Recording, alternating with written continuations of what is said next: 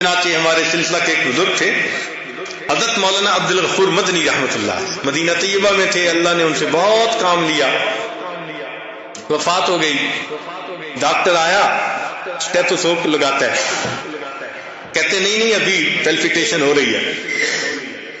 9 گھنٹے ڈاکٹر نے ان کو نہلانے نہیں دیا۔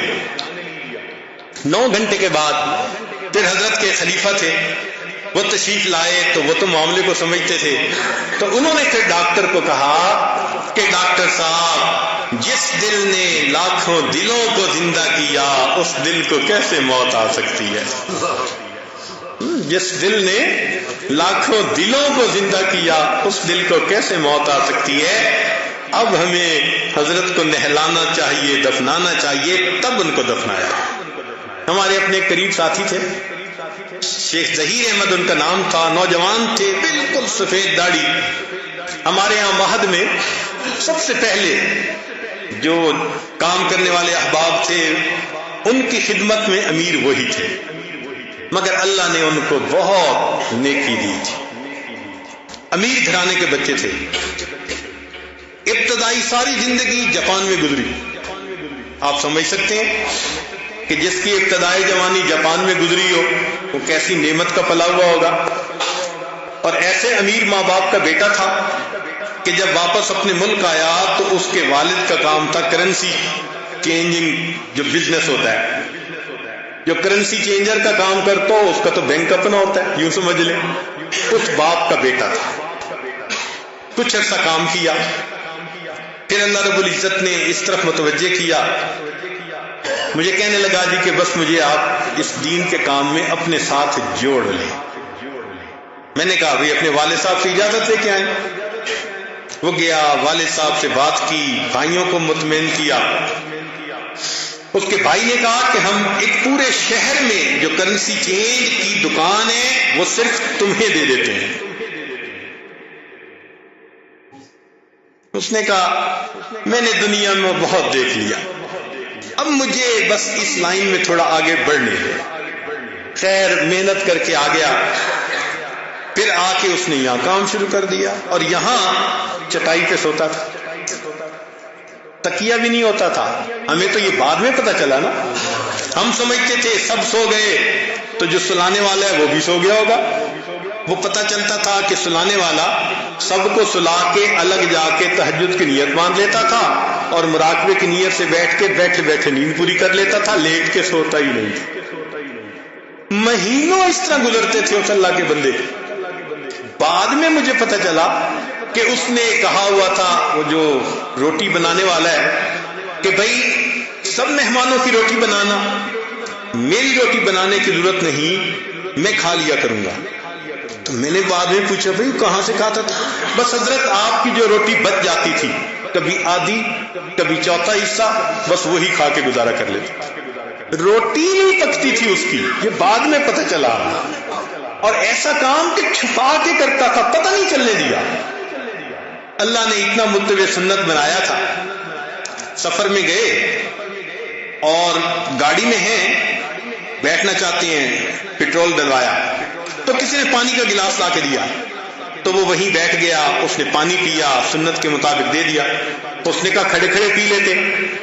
کہنے لگا کہ میں تو نبی علیہ السلام کی سنت کی مخالفت ایک سانس کی دیر بھی نہیں کر سکتا، پانی پینے میں تو کئی سانس لینے پڑ جاتے، میں اتنی دیر بھی مخالفت نہیں کر سکتا، پانی پینے میں تو کئی سانس لینے پڑتے۔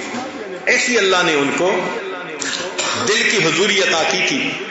اللہ کی شان کہ ایک دن ایسا آیا کہ گاڑی میں جا رہے تھے اور ایکسیڈنٹ ہو گیا، اور ایکسیڈنٹ ایسا ہوا کہ ان کا سر جو تھا نا وہ سیدھا ڈیش بورڈ کے اوپر، اور وہ جو کھلتا ہے کچھ بیلون وہ کھلا نہیں، اللہ کو منظور ایسے تھا۔ چنانچہ قریبی ہاسپٹل میں لے گئے، انہوں نے کہا جی کہ یہ ذرا مسئلہ ہے، اس کو بڑے ہاسپٹل میں لے جائیں۔ بڑے ہاسپٹل میں لے گئے، ہمیں اطلاع ملی، ہم بھی پہنچ گئے، ان کو مشین کے اوپر لٹا دیا، سپورٹ جو لائف سپورٹ ہوتی ہے، اور چالو کر دیا۔ اب جب ڈاکٹر چیک کرتے ہیں تو ہر چیز نارمل ہے، تو ڈاکٹروں نے کہا جی کہ یہ کوما میں ہیں، یہ ٹھیک ہو جائیں گے کل تک۔ ہم نے بلایا ایک نیورو سرجن کو، ذرا آپ چیک کریں۔ اس نے کہا جی ان کی طرف برین سٹیم کی بھی ڈیتھ ہو چکی ہے۔ ہم نے سی ٹی اسکین کروایا، انہوں نے کہا جی کہ ذہن کا جو سٹرکچر ہے نا وہی ٹوٹ چکا ہے۔ جیسے ایک انڈا ہوتا ہے نا، تو انڈے کو آپ پھینک دیں تو سٹرکچر ہی ختم ہو گیا۔ تو انہوں نے کہا کہ وہ چوٹ ایسی تھی کہ اسی وقت برین کا سٹرکچر ہی ختم ہو گیا تھا، مکس ہو گیا تھا برین، یوں سمجھ لیں، اسی وقت ڈیتھ ہو چکی تھی۔ مگر ڈاکٹر لوگ جو وارڈ میں تھے وہ کہتے تھے جی بلڈ پریشر بھی ٹھیک ہے اور یہ بھی ٹھیک ہے اور پیلپیٹیشن بھی ٹھیک ہے، اور اس کو لگا کے چیک کرواتے تھے۔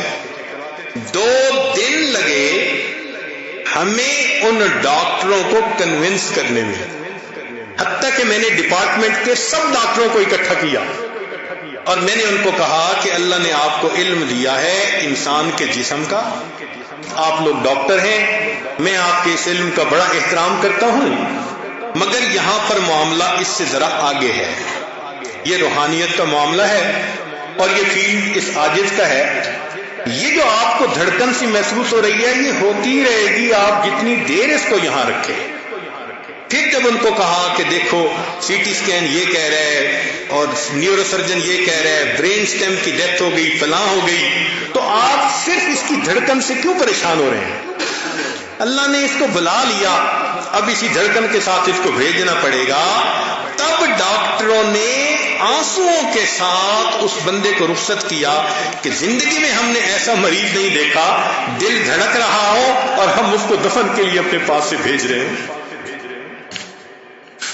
دل جب زندہ ہوتا ہے پھر دل پہ موت نہیں آیا کرتی، اسی زندہ دل کے ساتھ انسان قبر میں جاتا ہے۔ قیامت کے دن زندہ دل کے ساتھ اللہ رب العزت سے ملے گا۔ اللہ رب العزت ہمیں اپنے مردہ دل کو زندہ بنانے کی توفیق عطا فرمائے۔ یاد میں تیری سب کو بھلا دوں، کوئی نہ مجھ کو یاد رہے، تجھ پر سب گھر بار لٹا دوں، خانہ دل آباد رہے، سب خوشیوں کو آگ لگا دوں، غم سے تیرے دل شاد رہے، سب کو نظر سے اپنی گرا دوں، تجھ سے فقط فریاد رہے، اب تو رہے بس تادم آخر ورد زباں اے میرے الہ، لا الہ الا اللہ، لا الہ الا اللہ۔ مجھ کو سراپا ذکر بنا دے، ذکر تیرا اے میرے خدا، نکلے میرے ہر بنے منہ سے ذکر تیرا اے میرے خدا، اب تو کبھی چھوڑے نہ چھوٹے ذکر تیرا اے میرے خدا، حلق سے نکلے سانس کے بدلے ذکر تیرا اے میرے خدا، اب تو رہے بس تادم آخر ورد زباں اے میرے الہ، لا الہ الا اللہ، لا الہ الا اللہ۔ پہلو میں جب تک قلب رہے اور تن میں جب تک جان رہے، لب پہ تیرا ہی نام رہے، دل میں تیرا ہی دھیان رہے، جذب میں پرا ہوش رہے، عقل میری حیران رہے، لیکن تجھ سے غافل ہرگز دل نہ میرا ایک آن رہے، اب تو رہے بس تادم آخر ورد زباں اے میرے الہ، لا الہ الا اللہ، لا الہ الا اللہ، محمد الرسول اللہ۔